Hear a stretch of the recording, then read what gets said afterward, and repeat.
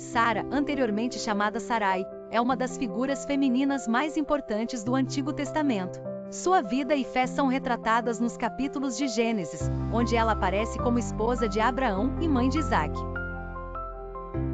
Sara é lembrada por sua beleza, pela força em meio a dificuldades e por seu papel na concretização da promessa de Deus. Ela enfrentou desafios de infertilidade, envelhecimento e o chamado divino, que a transformaram em um exemplo de fé e perseverança.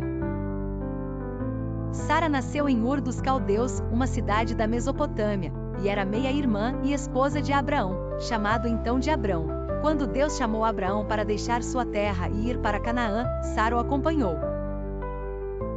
O Senhor prometeu fazer de Abraão o pai de uma grande nação e lhe dar uma descendência numerosa, mas naquela época, Sara já era avançada em idade e estéril, o que tornava a promessa aparentemente impossível.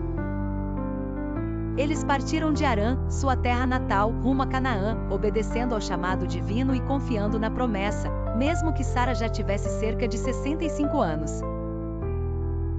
Devido a uma forte fome em Canaã, Abraão e Sara foram ao Egito. Sabendo da beleza de Sara e temendo por sua própria segurança, Abraão pediu que ela se apresentasse como sua irmã para evitar que os egípcios o matassem. O faraó, ao ver a beleza de Sara, a tomou para seu harém, acreditando que era solteira. Deus, no entanto, enviou pragas sobre a casa do faraó, que descobriu a verdade e devolveu Sara a Abraão, ordenando que eles deixassem o Egito.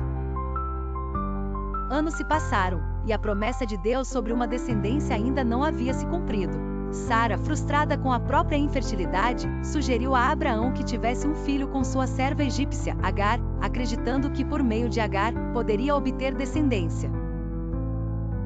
Abraão aceitou a proposta e Agar concebeu um filho, Ismael. No entanto, a gravidez de Agar trouxe tensões para dentro da família, pois Agar passou a desprezar Sara. Em resposta, Sara tratou Agar com severidade, a ponto de Agar fugir para o deserto, onde Deus a encontrou e prometeu que Ismael também seria pai de uma grande nação. Agar retornou e deu à luz Ismael, mas Sara continuava a viver a expectativa e a dor de não ter filhos. Em Gênesis 17, Deus renovou sua aliança com Abraão, e foi nesse momento que ele mudou o nome de Sarai para Sara, que significa princesa, indicando seu papel de mãe de uma grande nação. Deus prometeu que mesmo na velhice, ela daria à luz um filho, que se chamaria Isaque, e seria o herdeiro das promessas divinas. Quando Abraão contou a novidade a Sara, ela riu, incrédula, pensando ser impossível conceber um filho aos 90 anos, enquanto Abraão tinha 100. Mais tarde, em Gênesis 18, 3 visitantes misteriosos, identificados como enviados de Deus ou até como o próprio Deus em forma humana, vieram até Abraão e reafirmaram que Sara teria um filho dentro de 1 ano. Dessa vez, Sara, ouvindo atrás da tenda, riu silenciosamente da ideia, pois já estava em idade avançada e seu corpo envelhecido. Os visitantes, porém, perguntaram a Abraão por que Sara havia rido e afirmaram que nada era impossível para Deus. Este episódio reforçou a ideia de que a promessa se cumpriria no tempo de Deus, independente das limitações humanas.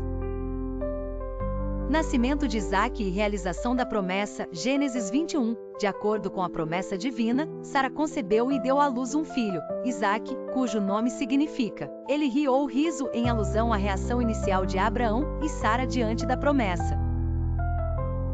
A alegria de Sara foi imensa, e ela declarou que Deus a havia feito rir e que todos que ouvissem a história ririam com ela, compartilhando da alegria pela realização do impossível. Esse nascimento representou o cumprimento da promessa e simbolizava a fidelidade de Deus.